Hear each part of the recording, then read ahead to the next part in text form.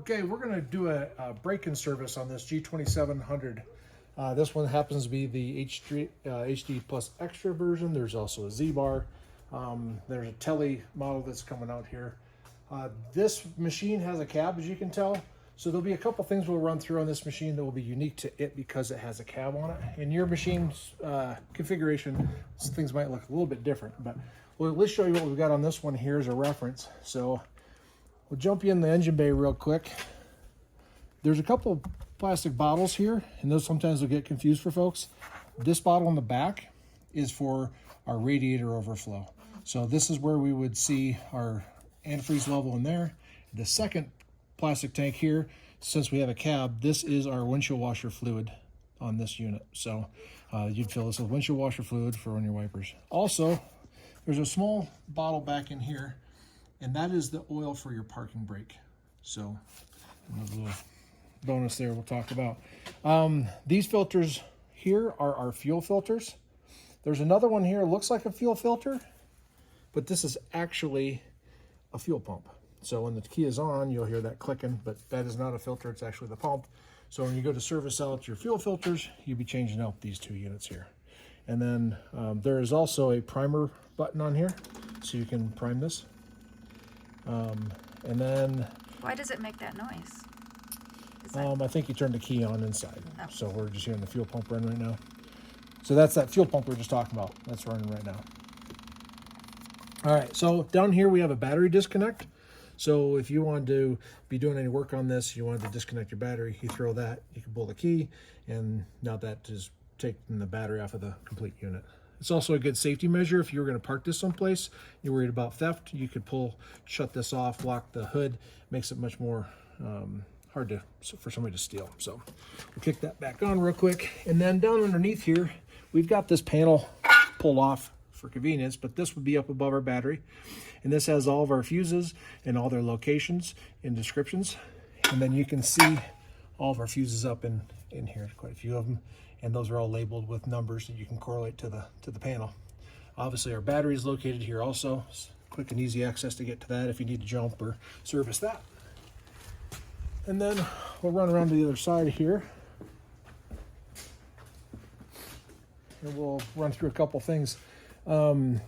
We already went ahead and changed out the hydraulic filter on this one. So that's where our hydraulic filter is located underneath that. So in this video, you'll see where that's all located. This right here, I've already got this unthreaded for the most part, but this is our dipstick. I lied to you, wasn't mostly. But this would be our dipstick to check our oil level in the tank. And that just threads back in until it stops. Also our air filter, and kind of a cool little thing they've set up on this is it's kind of restricted in here if you were to pull the air filter out. So you just throw this lever 180 degrees and you can swivel out your air filter. And then you can get in there and check your air filter. Also, once again, this would be something specific to a cab unit, but this is our cab filter. So if we pull these all the way out,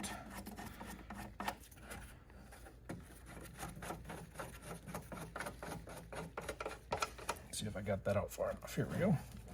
There's a foam filter in the front, and we can see it's pretty clean. And there's a replaceable air filter behind that.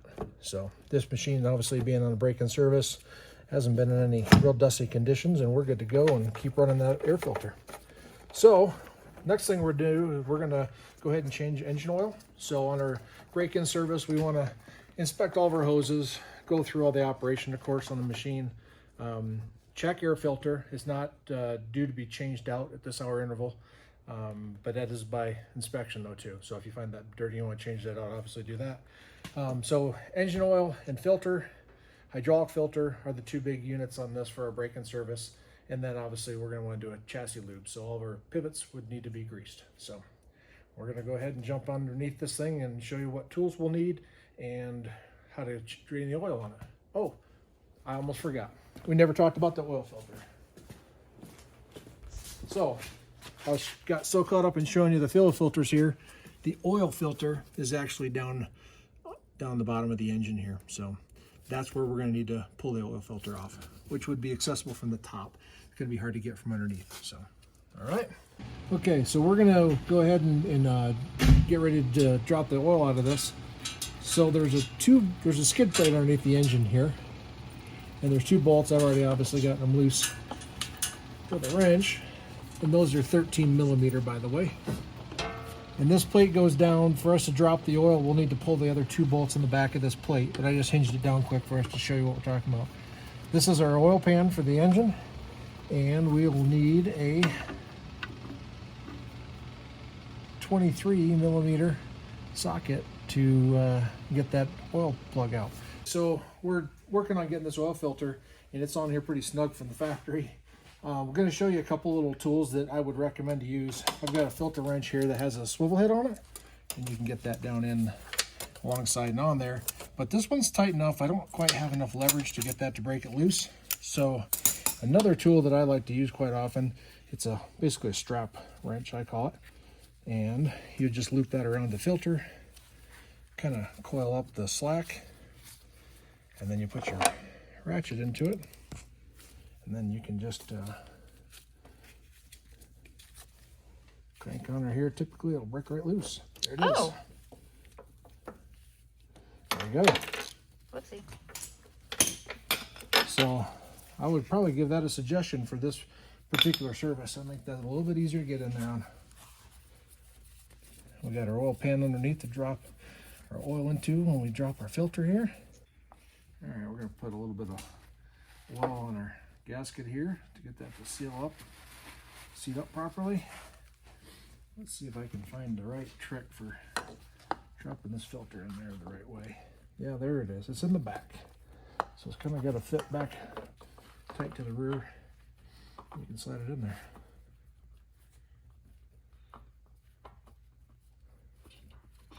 All right. Should have given you some filter numbers, but the engine oil filter on this from Giant is 320-3251. And we'll get a filter number off of the hydraulic filter for you here, off of our packaging in a bit, so you've got the reference on that too. We also stock and sell these filter kits on our website, www.maxforestry.com. 2 X's on Max. And yes, I was trying to kill time while I was threading the filter. All right, we'll get that good and hand tight. There we go. We're ready to refill. Put our drain plug in and refill with oil. Right. Explain to us what we're doing. Okay, so we're going to do our break-in service on this G2700, and it comes with the 50-hour service kit. It comes with an oil filter and a hydraulic filter. So a lot of times guys will get this filter and they think it might be an air filter, but it's actually the hydraulic filter. So we're going to show you where this goes and how to change that out. So this is the filter head. Our hydraulic tank is underneath there. This area here, or this is where a dipstick would be to check our oil. So this we'll just need to unthread. I've already broke this one loose, but if it's tight, you can take a big crescent wrench and grab it on that square head, and then you can break that loose. Once it's loose, then you can take it off by hand. Now we also learned that there's residual oil sometimes in the... I don't know if it'll capture on the video here, but there's a couple lines that actually go up and go into the oil cooler. So you're gonna have some oil that are up in those lines. So when we take this cap off, we'll see a little bit of oil come out of here, and that is to be expected. Well, we already did it once before. So if you have oil come out of this, don't be surprised. It's just a little bit of oil is going to go out there. If you can allow the machine to sit a little bit, that'll allow that oil to actually filter down back through our filter. So now that we have this off, there's a little pull ring here. Take that. Uh-oh.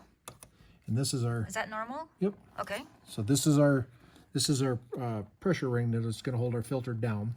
So once that's out, you can reach in here. You can see we got a little oil in there.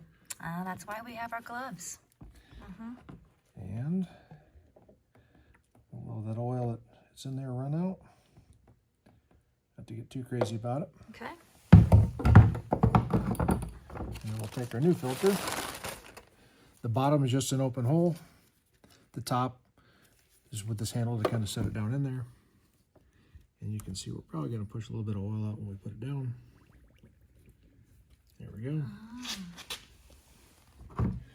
I'll have to take this. There's a check valve, I believe, in here. Okay. That works off of pressure. We'll place that in. Get it to seat in there. You can feel it go down in. There it is. And then we just have to put our cap back on. Get those threads to line up. They're fine threads, so it takes a little bit to go backwards to catch them. Oh, there's actually a smell to it. Yeah. Some people like the hydraulic oil smell. We don't like it when we smell it when we're working, though. That's a bad sign. And then you can, once you get this locked down, you'll kind of feel it bottom out. And finger tight is typically where I would run them. There should be a spec on that. I don't have that at my fingertips, but we can add that in the video here. All right, we've changed the hydraulic filter. That's it for that.